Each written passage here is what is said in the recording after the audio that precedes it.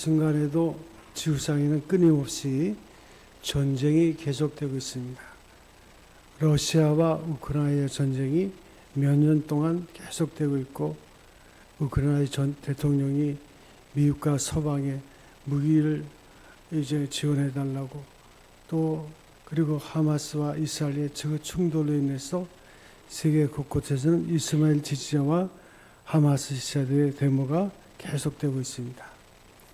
이 지구상에는 국가 간의 정치적인 이념의 그 충돌, 경제적, 군사적인 충돌, 종교적인 충돌, 영토의 충돌, 문화적 충돌이 계속 끊임없이 일어나고 있습니다.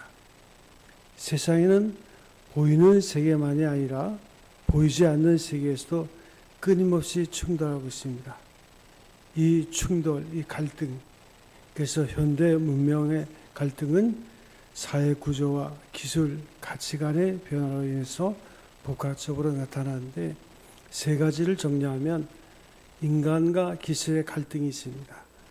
인공지능, 자동화, 빅데이터, 기술의 발전, 이런 부분이 있지만, 이제 이것이 인간성의 문제와 충돌해서 AI로 인해서 예술과 노동의 경계가 무너지고 인간의 창의성과 윤리가 위협받는 그런 상황에 있습니다.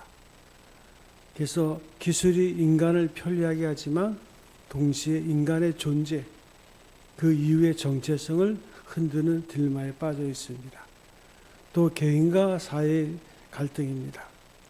개인의 의견이 존중되지 못하고 다만 다양한 개인의 의견보다는 집단주의 또는 온라인 여론의 압박이 계속되고 있어요. 그래서 정치적 올바름이 개인의 표현을 제한하거나 다수의 의견과 다른 생각이 배척받는 현상입니다. 구약 성경에도 보면 개인의 생각보다는 다수의 생각이 이제 옳은 것처럼 느껴질 때가 있지만, 기독교는 그렇지 않습니다. 기독교는 결코 민주주의가 아니라, 다수의 의견이 아니라 신본주의입니다. 하나님 중심이에요. 그래서 개인의 의견을 존중해야 되는데, 현대사회에서는 개인의 의견이 존중받지 못하는 그런 사회입니다. 또한 물질 문명과 정신 문화의 갈등입니다. 자, 물질 문명과 정신 문화의 갈등, 이것을 생각하면 경제적 풍요와 편리함이 늘어날수록 인간의 내면적 가치, 관계, 행복감이 감소하는 현상입니다. 그래서 과다한 소비와 경쟁 속에 인간관계가 단절되고 정신적 공허감이나 번아웃, 우울증이 증가하는 거예요. 그래서 가진 것이 많은 것이 결코 삶의 질을 높이지 않는다는 게 현대의 모습입니다. 그래서 현대 문명의 갈등은 기술이 인간을 대체하고 사회가 개인을 억압하고 물질이 정신을 잠식하는 세 가지 축에서 전개됩니다. 이번에도 보세요. 캄보디아에서 60여 명의 범죄자들, 실제로는 범죄자들이지만 어느 가정에 다 아들들이 아니겠어요? 그들이 온 몸에 문신을 하고 이제 캄보디아에서 보이시피싱, 노쇼, 그런데 가담해가지고 수많은 사람들이 돈을 불의로 얻고, 그들은 또 일확천금을 받아서 그렇게 출국했잖아요. 제가 그걸 보면서 생각을 해봤어요. 한 20여 년인데, 전에 제가 연대 법대 여름이 되면 거기서 항상 이제 그 영어를 가르쳐서 공부를 하러 갔다가 법대 사무실에 한번 교실에 한번 들어가 본 적이 있는데, 그 무더위에 말이죠. 팬티 한 장만 입고 그냥 사법고시에서 공부하는 아이들이 있어요. 너무 더우니까 에어컨도 안 돼 있고 선풍기도 안 돼 있으니까 팬티 한 장만 입고 공부를 하는 거예요. 몇 년 동안 그렇게 공부해서 사법고시 패스해가지고 검찰이 되고 검사, 판사가 됩니다. 그런데 같은 젊은이가 그렇게 잘못 선택해가지고 온몸에 문신을 해가지고 결국은 캄보디아에 가서 귀국할 때도 가족들이 함부로 그 가족들의 이름을 부르지 못하잖아요. 너무 창피하고 참. 그러면 같은 젊은인데도 그 선택과 태도에 따라서 그 삶이 달라진 거예요. 인간의 운명의 충돌보다 더 무서운 갈등이 있다면 영적인 충돌입니다. 인간의 내면적인 육체적인 것과 영적인 것이 끊임없이 충돌하고 사람의 뜻과 하나님의 뜻이 충돌하는 거예요. 바울은 육신의 생각과 영의 생각이 충돌한다고 했습니다. 그래서 우리의 속사람과 겉사람의 법이 충돌하고 있음을 분명히 말씀하고 있는데, 지금 우리 속에도 여전히 육적인 것과 영적인 선과 악이 끊임없이 충돌하고 있음을 우리가 알아야 됩니다. 이것이 인간입니다. 제가 그림을 한번 그려보자면, 우리가 구원받는 것은 조건이 없어요. 누구든지 예수 믿으면 영원한 구원을 받습니다. 천국이 보장이 됩니다. 그렇지만 천국이 보장되는 것으로 우리 인생이 끝나는 것이 아니라 우리의 인생이 있어요. 인생의 삶은 우리의 선택과 태도에 따라서 삶의 질이 달라지는 거예요.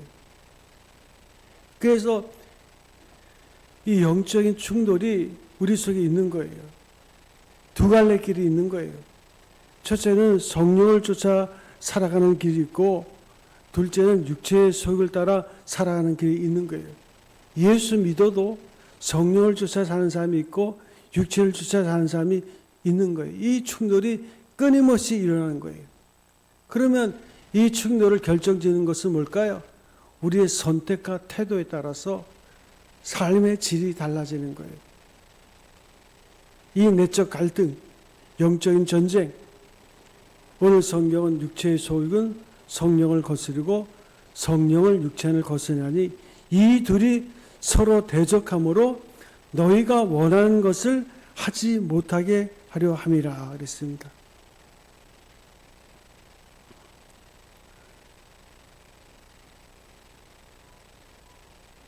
육체의 소욕은 성령과 서로 대적합니다. 어디에서요? 우리 안에서 시작이 되는 거예요. 내 안에는 육체의 소욕과 성령이 함께 거하고 있어요. 우리는 이런 마음을 가지는 거예요. 내가 예수를 믿고 은혜로 구원받았으며 내 안은 성령의 거하심으로 개인의 소욕은 사라져야 하는 것이 아닌가, 그런 생각이 들지만, 믿음으로 살고자 하는 분명한 선택과 태도가 우리에게 있지 않고서는 언제든지 육체가 죄를 먹고 그 가운데서 우리가 살게 되는 거예요. 그래서 육체의 소욕, 이 성리가 소욕과 육체의 소욕 끊임없는 충돌이 일어납니다. 그래서 이 모든 것 가운데서 그 결과로 우리가 성령이 원하는 자의 삶을 살아야 되는데, 성령 하나님이 우리에게 영원토록 우리와 함께 하시는 약속이 있습니다마는, 성령 하나님이 떠나지 않는다고 하지만 성령 하나님 범죄하는 내 안에서 무엇을 하고 계실까? 우리 안에 거하시는 성령님은 믿는 사람이 죄를 범하면 성령께서 떠나시는 것이 아니고 그 속에서 근심하십니다. 거룩하신 하나님의 영은 죄가 들어왔다는 사실 때문에 견딜 수 없을 정도로 많이 불편하십니다.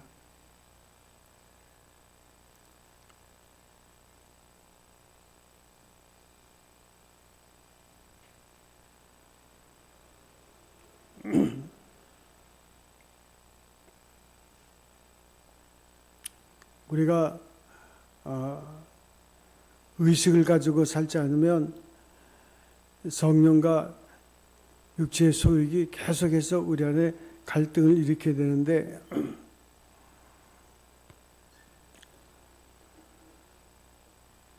내가 예수님을 믿지 않을 때는 아무런 의식도 없이 행했던 것들을 예수를 믿음으로 인해서 똑같은 것을 행할 때 우리는 불쾌하고 추악스럽게 여기져요. 왜 그럴까요? 내 안에 계시는 성령님이 기뻐하지 않으시기 때문입니다. 그래서 예수 믿는 성도는 육체의 소욕과 늘 갈등하게 돼 있어요. 그래서 우리가 문제의식을 가지고 항상 도전해야 됩니다. 좋은 것이 좋다고 그냥 대세에 맡기는 것이 아니라 고민하고 갈등하고 각을 세우고 영적인 싸움을 해야 되는 거예요. 그렇지 않으면 어떻게 되겠습니까? 육체의 욕심을 이루게 됩니다. 성령을 거스르게 되고 그 결과로 육체의 일을 하게 되는 거예요. 그것이 무엇일까요?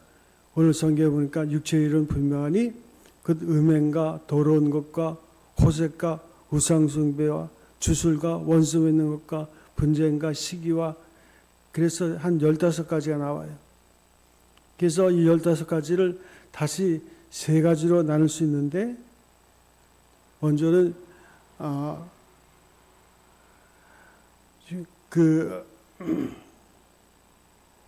15가지를 3가지로 나눠보면 도덕적인 것과 종교적인 것과 사회적인 것입니다. 먼저 도덕적인 것은 감각적인 죄를 말하고 있어요. 음행과 더러운 것과 호색과 술 취함과 방탕과.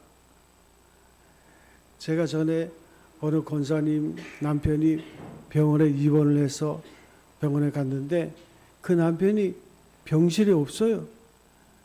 그 남편이 아주 중한 병에 걸려가지고 이제 수술을 앞두고 있는데 병실에 없어요. 기도를 해줄 수가 없어서 어디 갔나 하고 찾아봤더니 환자복을 입고 그 추운데 말이죠. 그 병원 한 구석에 가서 보르르 떨면서 담배를 피우고 있더라고요. 담배 피우는 걸 못 끊는 거예요. 그래가지고 보르르 떨면서 담배를 피우고 있어요. 이게 잘못했다는 걸 알면서도 끊지 못하는 거예요. 요즘 한국 뉴스 중에 한 뉴스 중에 하나가 인기 연예인들의 음주운전 사고입니다. 우리가 생각하면 그 음주운전 사고는 안 할 수도 있잖아요. 그런데 자세히는 모르는데 초저녁부터 3차, 4차 음주운전을 하다가 결국은 진두가 한두 잔 마신 뭐 그 정도가 아니라 결국은 그것이 더 심해져 가지고 육신의 소욕대로 술 먹고 사고를 치고 결국 구속이 되고 그 인생이 파멸되는 그런 모습들을 봅니다. 이런 모든 것 우리가 우리 주변에 우리 보면은 인기 가도를 달리던 연예인들이 순식간에 몰락하는 것을 봐요. 왜 그럴까? 자기의 내적인 갈등을 해결하지 못하는 거예요. 또한 성령 충만하지 못한 미신적이고 종교적인 그런 죄 가운데 머물게 되는데 우상숭배, 술수, 이단, 하나님보다 더 사랑의 대상이 우상인데 마약, 현실도피, 요래도 보세요. 캄보디아에 그 잡혔는데 그 황하나라고 그 남양 그룹의 그 재벌 손녀 아닙니까? 그런데 마약에 한번 빠져가지고 결국은 캄보디아까지 도망가가지고 거기서 얼마나 못된 짓을 하고 있어서 그 여론의 그 도배를 하다시피 한 그런 뉴스들이 계속 나오는 거예요. 왜 그렇게 태어났는데 왜 그랬을까? 우리가 잘못된 선택과 태도, 이거 얼마나 중요하다는 것을 우리가 생각해야 돼요. 또한 관계적이고 사회적인 죄성입니다. 예수 믿으면서도 원수 맺고 분쟁, 시기, 분냄, 당지는 것, 불리함, 투기 흔한 일이잖아요.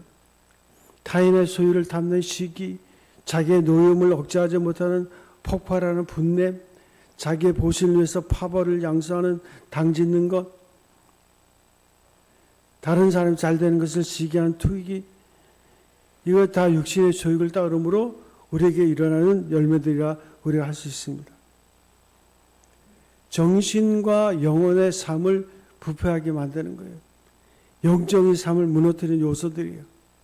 그 결과를 우리는 잘 압니다. 오늘 성경은 말하기를 이런 일을 하는 자들은 하나님 나라를 유업으로 받지 못할 것이다. 천국은 갈지 모르지만 상급이 없는 인생입니다. 얼마나 불쌍한 영혼이 되는 것입니까? 우리는 이런 생각할 수 있어요. 성령께서 내가 육체의 수욕을 따라 육체의 일을 시도할 때마다 나를 확 바꿔놓으면 그러면 되지 않겠냐? 우리가 그렇게 했으면 얼마나 좋겠어요. 그런데 성령 하나님은 우리를 그렇게 하지 않습니다. 이것이 창조주 하나님께서 인간을 향하신 사랑의 방법이에요. 하나님께서는 에덴 동산에서 선악을 알게 하는 나무를 심어놓고 아담과 하에게 먹지 말라고 했어요. 자유를 주셨어요. 그 시각을 먹지 못하도록 하나님께서 강권적으로 막은 것이 아니라 자기가 선택하고 결정할 수 있는 자유의지를 주셨습니다. 이것이 바로 하나님의 사랑 방법이에요. 죄에 대한 방지보다도 인간의 자유를 하나님은 더 중시하십니다. 여러분의 선택과 태도를 하나님은 중요시하는 거예요. 그래서 자유의지의 선택권을 가진 존재이기에 내 안에 끊임없이 일어나는 영적인 전쟁, 육체의 소유과 성령의 갈등에서 선택하도록 하셨어요. 그리고 이기는 삶, 승리의 삶을 기대하신 거예요.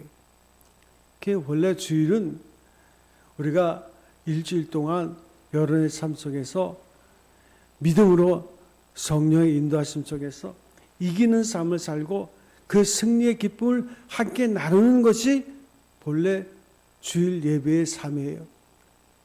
그러므로 승리의 삶을 하나님께 찬양하고 영광 돌리는 시간이 주일 예배가 되어야 되는 거예요. 그래서 그 승리의 기쁨을 예수님 앞에 말하고 싶어가지고 너무 좋아서 사모하는 마음으로 예배에 참여하게 되는 거예요. 사도 바울은 하나님께서 우리를 향하신 소원을 이루기 위해서 권면합니다.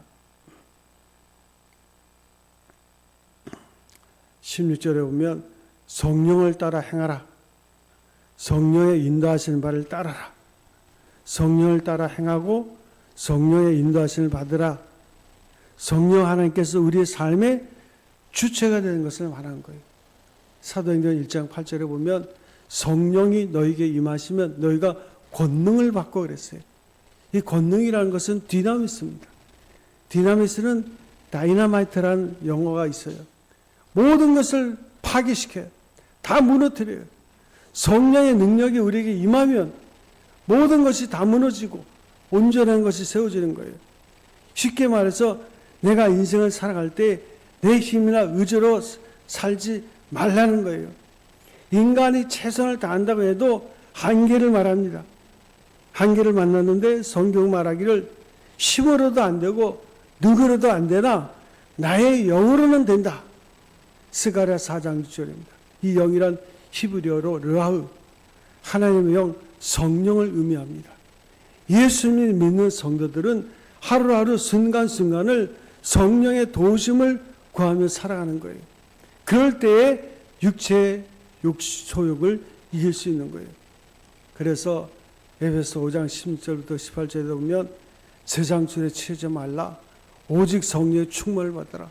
로마서 12장 2절 이 세대를 본받지 말고 마음을 새롭게 함으로 변화를 받아서 하나님의 선하시고 기뻐하시고 온전한 뜻이 무엇인지 분별하도록 하라. 구약성경의 다윗 같은 경우는 뭐가 복이라 그랬습니까? 복 있는 사람은 악인의 길을 쫓지 않고 죄인의 길을 서지 않고 오직 여호와의 율법을 주야로 묵상하는 자가 복 있는 사람이다. 그러니까 성령 충만하기 위해서는 늘 깨어 기도해라. 항상 기뻐하라. 쉬지 말고 기도하라. 범사에 감사하라. 이는 그리스도 예수 안에서 너희를 향하시는 하나님의 뜻이니라. 늘 기도에 깨어 있고 말씀을 묵상할 때 우리는 성령 충만하고 성령을 쫓는 삶을 사는 거예요.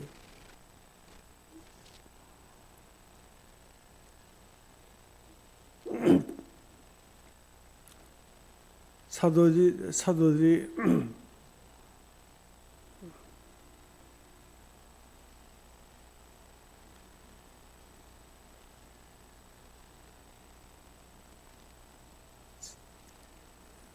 사도행전에 보면 사도들이 한번 설교를 하면 수천 수백 명의 사람들이 교회로 몰려들었습니다. 사람들이 회개하고 돌아온 역사가 일어났어요. 그래서 예루살렘 교회가 초대형 교회로 부흥하고 성장합니다. 성령 충만하죠. 근데 성령이 충만할 때 모든 문제가 해결되느냐? 그건 아니에요. 성령이 충만한 예루살렘 교회도 문제가 많았어요. 우리가 성령 충만한 것을 그냥 하늘에 붕붕 떠다니는 것 같은 그런 기쁨 충만, 은혜 충만 그런 것이 아니에요. 사도들은 그 성령 충만한 예루살렘 교회에서 오해를 받기도 하고 감옥에 갇히기도 했어요. 빌립보서 4장에 보면 사도 바울이 감옥에 갇혔을 때도 뭐라 그랬습니까? 항상 기뻐하라. 쉬지 말고 기도하라. 범사에 감사하라. 이는 그리스도 예수 안에서 너희를 향하신 하나님의 뜻이니라. 그가 그 열악한 감옥에 갇히고 어려움을 당해도 성령 충만하니까 감사가 나오는 거예요. 기쁨이 나오는 거예요.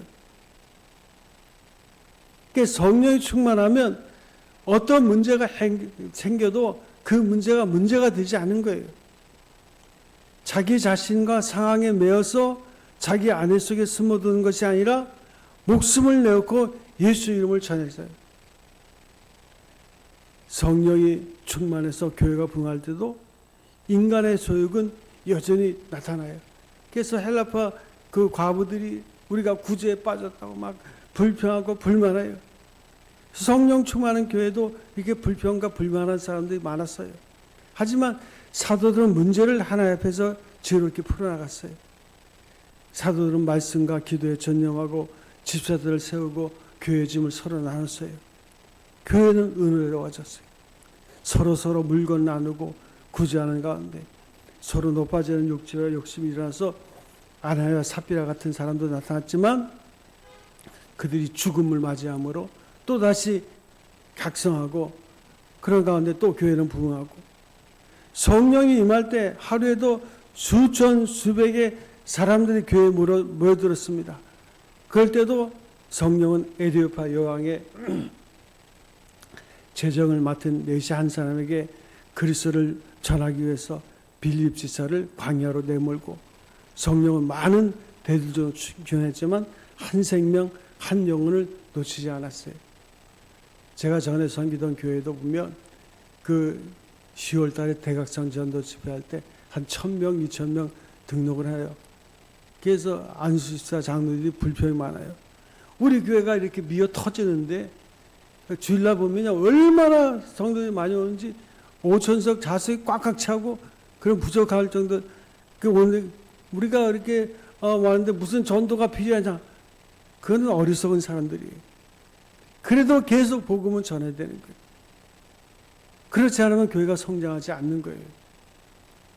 그냥 안일하게 있으면 아무 역사도 없는 거예요. 그래서 성령의 인도하심 따라 교회는 날마다 부흥을 거둬서 복음 땅끝으로 흘러가고 그런 가운데서 하나님의 교회가 성장하게 됩니다. 세계적인 설교가 스펄전이 말하기를 성령의 도움 없이 하는 것은 목회자에게 욕이 된다. 여러분들이 목회자를 욕하는 가장 심한 욕이 뭐라고 생각합니까? 저한테 한번 욕을 하고 싶죠?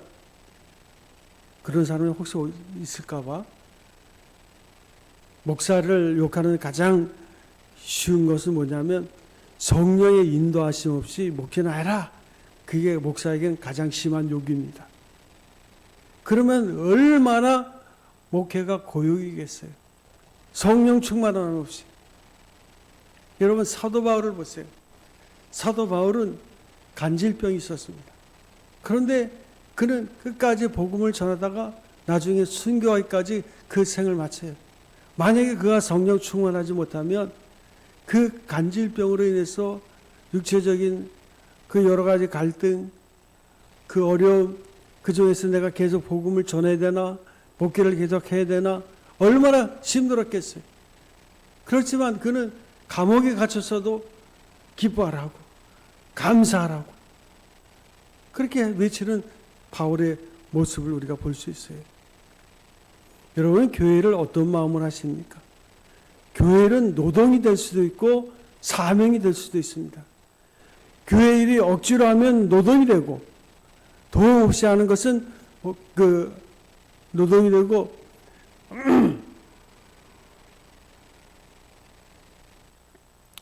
인간의 그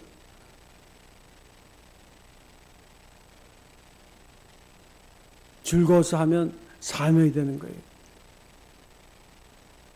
여러분은 즐거운 사명이 되기를 기도합니다. 여러분 예배 드린 것이 기쁩니까? 감사하십니까? 제가 이렇게 시퍼렇게 두 눈 뜨고 이렇게 물어보는데 아멘 안 할 수가 없습니까? 예. 예배도 즐거움이 돼야 돼요. 기쁨이 돼야 돼요. 감사가 돼야 돼요. 만약에 내가 예배할 때 마음에 심드렁하다 그러면 회개해야 돼요. 혹시라도 내게 거친 마음이 생기면 예수의 이름을 명하는 양은 단호하게 물리칠 수 있어야 돼요. 즐거운 사명이 우리에게 일어나야 돼요. 성경에 나오는 믿음의 사람들이 성령의 인도하심을 받을 때 어떻게 되는지를 보세요. 주의 일을 할 때 기쁘고 즐거웠다 그래요. 힘들어도 힘들지 않아요. 사도들이 매를 맞고 박해를 받아도 예수 이름을 위해서 고난받는 일에 합당한 자로 여김을 받고 기뻐했어요. 사도 바울은 다메섹 도상에서 예수를 만난 후 복음을 전하는 일에 조금도 부끄럽게 생각하지 않았습니다. 그의 고백을 보세요. 내가 달려갈 길과 주 예수를 받은 사명, 하나님의 복음을 증언하는 일을 마치려 하면은 나의 생명조차 조금도 귀한 것으로 여기지 않는다. 그들에게도 문제가 없는 게 아니라 문제가 있지만 문제로 인해서 자초되지 않고 승리한 거예요. 그것이 성령 충만한 자의 삶입니다. 이 모든 것은 인간의 힘과 재주만 믿고 나간 것이 아니라 성령의 인도하심을 받았기 때문이에요. 그래서 그 사도 바울이 3년 동안 아시아에서 복음을 전하러 계획할 때 성령이 허락하지 않을 때 포기합니다. 한 사람의 구원을 위해서 기꺼이 광야로 나가기를 순종할 때 우리가 잘한 대로 그 빌립보 교회가 세워지는 것을 볼 수 있어요. 오늘 우리 하루하루도 순간순간도 내 힘과 재주로 최선을 다하되 성령의 인도하심을 받도록 하시기 바랍니다. 성령을 쫓아 행해야 되는 거예요. 성령이 너에게 임하면 너희가 권능을 받는다 그랬어요. 이미 권능이 내게 임했어요. 그래서 성령께 길을 묻고 성령의 도우심을 요청하는 거예요. 그건 간단한 거예요. 늘 하나님의 말씀을 묵상하고 늘 깨어 기도하는, 그럴 때 우리는 성령 충만할 수 있어요. 이것이 성령님과 동행하는 거죠. 성령께서 스스로 일어난 육체의 욕심을 이길 수 있는 힘을 우리에게 주시는 거예요. 사랑하는 성도 여러분, 오늘도 영적 전쟁이 우리 안에, 우리의 상황 속에 계속되고 있음을 아셔야 됩니다. 육신의 소유가 아닌 성령을 쫓아 행하고 성령의 인도하심을 받아 육체의 욕심을 이루지 않고 승리하는 성도 여러분 되시길 바랍니다. 그래서 이제 우리가 한 주간 살아갈 때 성령이 충만한 가운데서 능력과 권세 있는 자의 삶을 살고 다음 주에 모여 하나님을 예배할 땐 그 기쁜 소식을 주님과 함께 나누고 하나님의 찬양하는 귀한 성도 여러분 되시기를 주님의 이름으로 축원드립니다. 기도하겠습니다. 우리 아버지 하나님 감사합니다. 오늘도 우리가 주님의 이름으로 나와 하나님을 예배할 수 있도록 인도하심을 감사합니다. 우리 안에 거하시는 성령의 인도하심 속에서 우리가 육체의 소유를 이름이 아니라 성령이 충만한 가운데서 능력과 권세 있는 자의 삶을 살게 하여 주시옵소서. 때로는 아버지 하나님 우리의 환경 속에서 우리를 힘들게 하는 많은 일들을 봅니다. 그렇지만 이 모든 것은 성령 충만할 때 아무것도 아님을 우리가 알게 하여 주시옵시고 늘 깨어 기도하게 하여 주시고 주의 말씀을 깊이 묵상할 때 모든 것을 합력하여 선을 이루시는 살아계신 하나님을 믿음으로 누리는 우리 인생이 되게 하여 주시옵소서. 주의 크신 은혜와 사랑 감사하고 우리를 사랑하시는 우리 주 예수님의 이름으로 기도합나이다. 아멘.